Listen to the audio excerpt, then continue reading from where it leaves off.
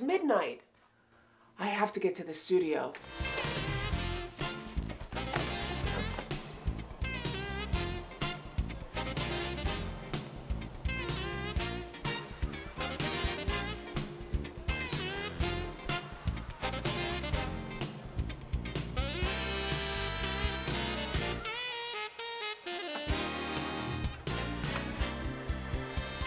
From Philadelphia, it's the only original late-night television show in town. Get ready for Raw Reality with Gail Kasper. The other day I was at the grocery store standing in the line that said 7-item limit. Now this confused me as I had 6 muffins in one bag, which got me to thinking, is this 6 items or 1? The same holds true for my tuna cans. Buy 2, get 1 free. Well, does this count as 2 items or 3? And then you're standing next to the candy and the gum, which of course I take 1 of each. And then the magazines, well, I've got to find out what's going on with the Kardashians. Somebody has to. At this point, one might say that I'm up to 11 items and behaving like a bad customer. Because everyone who's in the 7 items or less line is counting everybody else's stuff. Certainly not my intention to grab those extra things. Nor was it my intention to make the rest of the line wait while I had an employee grab a quart of skim milk that wasn't on my list. Or my intention to have my credit card declined so that I had to pay with the pennies, nickels, and dimes that accumulated at the bottom of my pocketbook. My bad. But that was nothing compared to the bad customer ahead of me who took out his checkbook. Are you kidding me? This should be illegal and punishable by death. Bad customers are everywhere. Let me just, you know what? I'll call you back, all right? Ma'am? Ma, I'll call you back. I'll call you back. I need brakes. And I need them cheap, so you're gonna have to cut your labor costs. And I need the best brakes, because they have to last me forever. Forever. Are you sure you even need brakes? Yeah. Like my old mechanic told me I need them real soon. And then my best girl, like she was driving and she heard the wheels squeaking. And she knows because her brother has a neighbor whose cousin's brother worked as a cashier in a Yugo dealership in the 80s. So yeah, I need brakes. So how much are they gonna cost me? I don't know.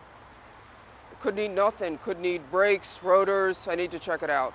Are you trying to rip me off? I don't need rotors. Fine, I'll buy the brakes. You put them on. It'll cost you nothing. It'll cost you nothing. I can't do that. Maybe take it to your old mechanic and... He told me never to come back again. Can you believe that? They know nothing about dealing with customers.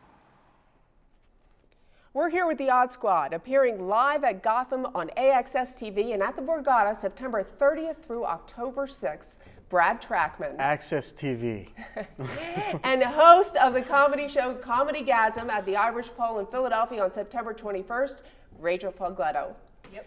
I will be tweeting with you during the show at Gail Kasper fans. And don't forget, no serious allowed. Anybody here gets serious and you get the buzzer.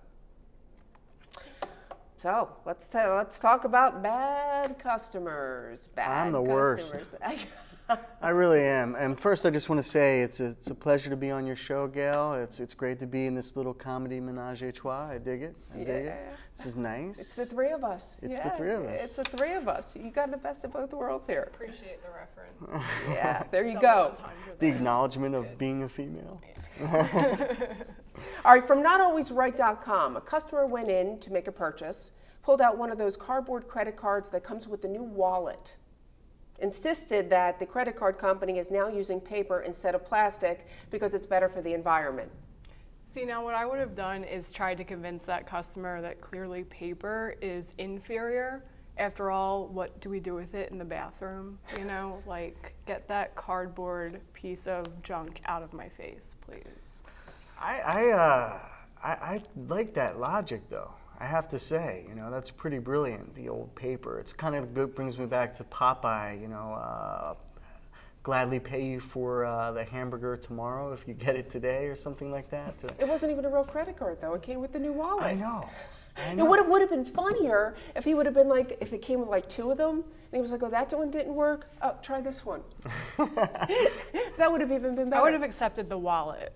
You accepted the wallet. Yeah. As long as people know that it wasn't accepted, so don't go out and buy like a ton of new wallets over at the dollar store. It's not going to work. I like the environment thing though. You have to. That was great. Environment thing always works. All right, one valet parking attendant got into a car where their interior was used for trash. Fast food containers everywhere, dried fruit remains all overflowed in the back seat. The worst part is that he was presumably too lazy to pull into a rest stop, so he relieved himself while driving. Valet's pants were soaked when they sat in the driver's seat. Disgusting. It's awful. That is really, really awful. I mean, you know, it just, hey, the guy should have graduated from high school and then he wouldn't be a valet. You have to do your job, man. Yeah, I say the joke's on the valet driver. I mean, the guy whose car that is, I don't even think he probably needed to be where the valet parking was. Like, Well, you can't even steal his identity. I think you can really get rid of that bad customer. But you know what that reminds me of? You know what it should be used for? One of those Febreze commercials. Like, you know what I'm saying? You can sit in that car and be like, I'm on a lily pad and I'm smelling fresh flowers. Yeah, but I don't know if it could get the smell out of the car that is a lifetime of pain. Febreze needs to check it out then. Yeah. Needs to check it out. All right, advertising representative visited one of his customers. Customer said, I'm not renewing my ad. I didn't get any feedback. Didn't get any new customers. Advertising rep said, well, let me check the material here. Let me make sure that your contact information is right. Check the sign out in front of the business with the phone number and everything. Everything was right according to the ad rep, but the customer said, that's not my phone number. So the phone number on the ad, on the sign outside the business, was not the number. I mean, like the extent some people will go to try to give you their phone number, you know? Like, I'm supposed to sit here and beg you for your number after you put a fake one on a billboard? Not impressed. I don't even get it. Like, what is the whole thing? Like it was the number on the billboard, but it really Yeah, it wasn't wasn't not his number. Why did he have that number on the billboard? He didn't get it for a year. See, now if I were him, and even if I caught that afterwards, I'd call the number, and whoever the company was, I'd say, hey, I'm sending you free business. You're welcome. And I'd like Yeah, a did 20%. they get new customers? I want a Like, I don't 20% know. referral fee on that. Absolutely. 20% referral. All right, we're going to take a break. When we come back, we've got an expert who's going to be challenging the Odd Squad. We'll be right back.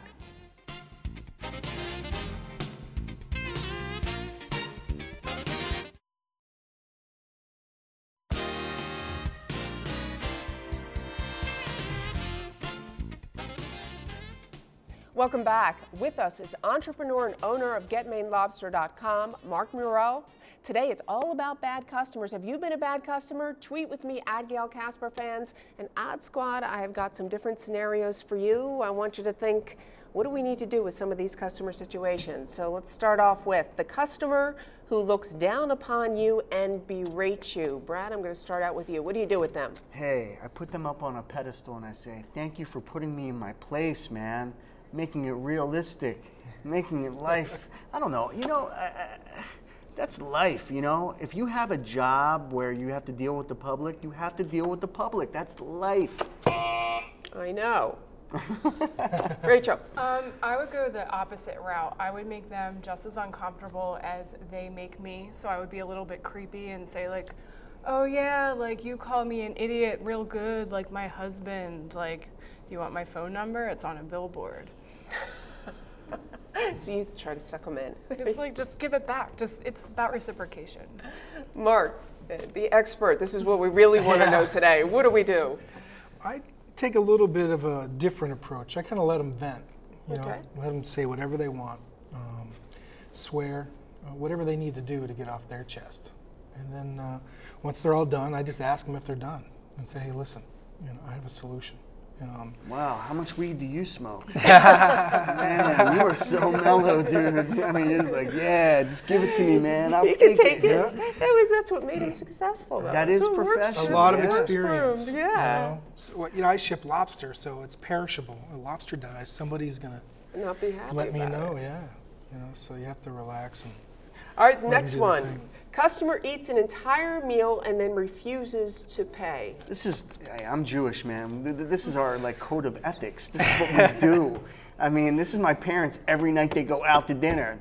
Norma, this is horrible. You try it. And then they eat it, and then there's like maybe a bite left, and like, we got to send this back. That's life. It's terrible. That's awful. That is awful. Rachel. I thought that was kind of off the chain. Like, there's certain situations that works in, like if I go to a bar and I drink a whole lot of beer and I don't feel drunk at all, I feel like I could complain about that to the manager. But with the food, I don't know. I thought it was a little bit crazy, personally. I know, especially, it's like you should always have something to return. If there's nothing to return, then you can't get your money back. Mark. I think, fortunately, that doesn't happen as often as some might think. But there's people out there like that. It's a small percent. I think it's a case by case. It's happened to us where somebody said I hated it, and I said, what I try to do is say, well, in the future, I'll add something to your order. So I get them to buy again, and so that we don't take a loss, because the one thing you're worried about is taking a loss for your business. You don't want that to happen. That could be taken the other way, though. In the future, I'll add something to your order. Yeah, a little exactly. special for you. Yeah, exactly. All right, how about the customer that says, I never received the package that they signed for. So I didn't get it. Is that your signature? Yeah, but I didn't get the package. Right. I mean, you're busted, dude. You're busted. You wrote it down. You were busted. That's one of those things like when you're a kid and your parents are like, were you partying like this guy? Were you smoking some weed? And you're like, no, I wasn't. Then why are your eyes red? I don't know, man. I did it. Okay, I did it. You gotta just admit to it. You did it. I would put something absurd in their package the next time, like a Cocker Spaniel, so that way they're ultimately going to complain. She's a big dog person. She never wants a fake Cocker Spaniel. And then they're going to call and complain, and then they got the package. Right. Send them the wrong thing. Okay, Mark. That's a tough one. That happens to me a lot. As they're eating lobster. Right. Yeah, I never got that package. Right. Their mouth's full. I didn't get anything. Exactly. Yeah. Luckily, with technology, everything's pretty traceable. And you can just say, hey, we got proof. If your name is not X, even though it is, because you're talking to me on the phone, we have a problem here. You know? And yeah, that's a tough one. Okay. All right. So would you ever fire a customer? Have you ever been fired as a customer? I was fired from my gynecologist. Why? I know, it's a long story. Would you ever fire a customer? I have. Okay. I had a customer in Long Island who constantly wanted to haggle with me over the phone about product that he can get down the street and at a better rate. And I said, well, why do you call me? He's like, well, I want to buy from you. And I said, well, I can't. I got to ship it to you. You can just walk down the street and pick it up. Yeah. I can't beat it. Eventually, after a few months of 30-minute phone calls, once or twice a week, I said, I can't have you as a customer. It's not going to work out. Oh, it's horrible. That's the worst relationship to break. That's great, though. I love it. Did that feel good? Did it feel good? Yeah. It Were did you feel able to good. curse at him after you let him go? Do you let out all that you kept in? Yeah, you always got to pause before you Great swear. information. You got lots of choices for everybody. When we come back, pass or fail with Gail.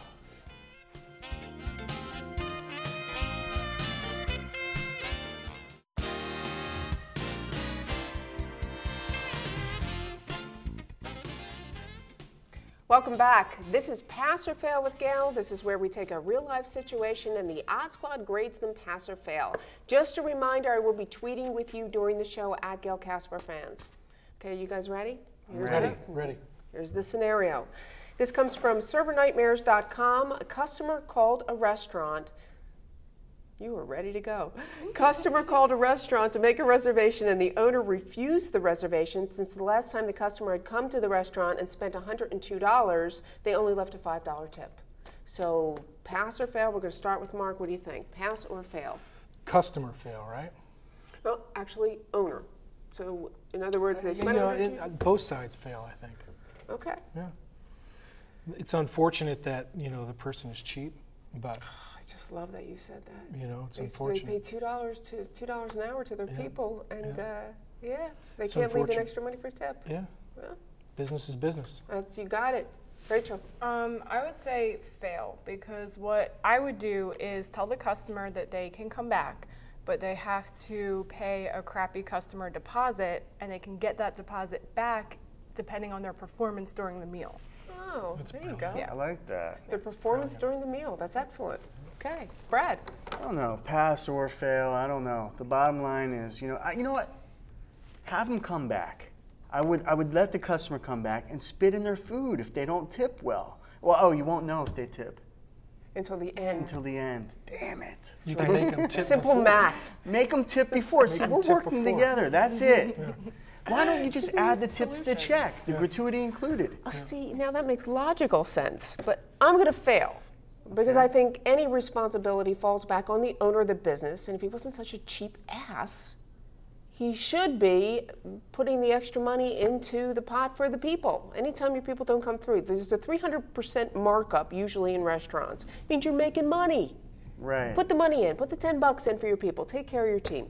I like that. Okay, too serious, but that's my point.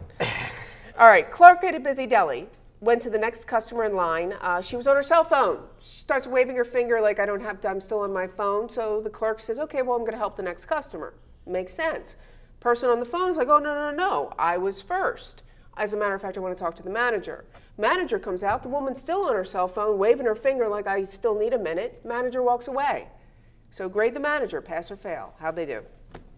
Mark, start with you. I say pass. You know, a customer is next in line. You give them the attention they deserve. If they're not ready for it, you move on. Did the best he could. Rachel. I'd say fail just because I would want to have fun with that situation. And, you know, when they were like motioning around, I would say something like, oh, like you think like this is the best place that you've ever been to? You think it's time for my lunch break? Okay, cool. Like I'll see you later, you know, and just like play with them and, you know, make them look dumb. Hey, man. You took my answer. No, I'm just kidding. All this pressure to come up with something. I would say pass. Pass? Yeah, man. Okay. I don't even know what I'm saying, but yeah, pass the dude. I don't know. You know, what were we talking about? Oh my God, are you the one that was Yeah, I know. came in? Jeez, who's smoking? So many different questions. I know, I'm sorry, it's like a test. It's so typical, Gail. All right, I'm gonna pass. The only thing I think the manager could have done a little bit differently is since she was on her phone, every customer likes to communicate a certain way. So if the customer likes to communicate by phone, maybe the manager would have come up and said, here's my cell phone number, call me when you're done, and then they could have had a conversation by phone. That's it. He was next in line. That's it. That's it. He gets Text the me your service. order. Text right. Yeah. Let me know what you need. You can have a fight by phone. That's exactly right. All right. Customer came into the store with a $15 expired coupon. We know where this is going. They made a purchase, $40 for the purchase. Actually, it was marked down to $20, so they got a discount as it was. And then they said, oh, by the way, here's my $15 expired coupon. Manager said, I'm sorry, but I'm not going to take the coupon. Grade the manager. How Pass or far fail. was it exceeding the I don't have See, that that makes a detail. difference to my judgment. You know, if it was like a couple days and you got to give it to the person, but if it was like 2 years ago, then, you know, Yeah, it's but, too much. okay, but like, don't they have to make a profit? Mark, what do you think? I say the manager failed. Okay. Because if he was to honor the coupon this time, that customer, there's a pretty good chance they're going to come back, you know. But I would say, hey, even though this is expired, I'm going to honor it, you know, but normally I would not. Okay.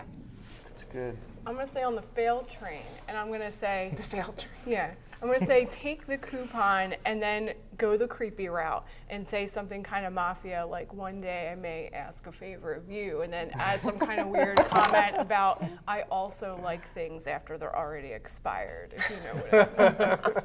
Get coffee out of it. I'm with you on this one. I agree with you. This guy, you can see why he's successful with lobster. You're amazing. You're brilliant. He's looking ahead. He's looking for the customer. He's looking ahead. And good job.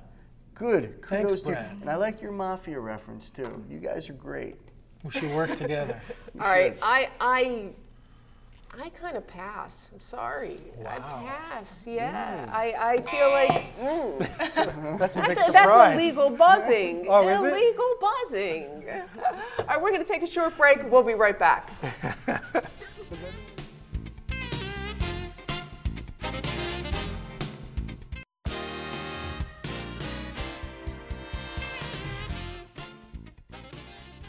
Welcome back. We are going to take the bad customer pledge. So let's raise our right hands. I promise, to the best of my ability, not to be a bad customer. To give an employee who may not be as smart or as quick as me the benefit of the doubt. To exercise patience and forgiveness for the lack of checkout lines, menial apologies, and unnecessary delays. Don't do it. I promise not to yell, because I know that I'm the one who looks stupid when the situation is rectified. And then when I just can't take it anymore, I promise not to post about it on Facebook, Twitter, or any other social media outlet. You may lower your hand. Oh, God. Was that, oh my God, was it too hard to keep your hand in the air I'm like that? left-handed, all right? You're left-handed. So it doesn't count then because you're left-handed instead of right-handed. You know, I think you're asking too much of people. That's part of the process. You know, you have bad service, you need to let it out, man. That's the one thing I want to get out there today to people. Let it out. Let it out, even if it makes you bad. No, I think it needs within reason. We have to work on ourselves. Or if it's equal exchange, like if you're just being a bad customer, just expect like bad service in return. There's a little bit of both. Yeah, a little bit of both. A little bit of both, and that leads me to this. Because you see, I realize that whether I'm a bad customer or there's bad service, if there weren't these imperfections in the world, how else would I feel better about myself? I mean, some days these people are the only thing I have to get myself through a day. So I say thank you for being their deli guy who pretends to hear my order and never gets it right. Or gas station attendant who doesn't speak English and makes me turn my engine off on the hottest day or the coldest day of the year. I hate that guy. And last but not least, my restaurant server who doesn't check on me after serving me my meal that's ice cold and not even close to what I ordered, and gives me a facial attitude expression when I get up and walk over to them across the restaurant. I'm that person. I do it. You know exactly what I'm talking about. I do. To download the Bad Customer Pledge and all of Mark Murrell's tips on dealing with difficult customer situations, go to rawrealitywithgailkasper.com. Next week, we are going to happily make fun of divorce. Don't miss it. Thank you to our sponsor, I'll see you next week, everybody.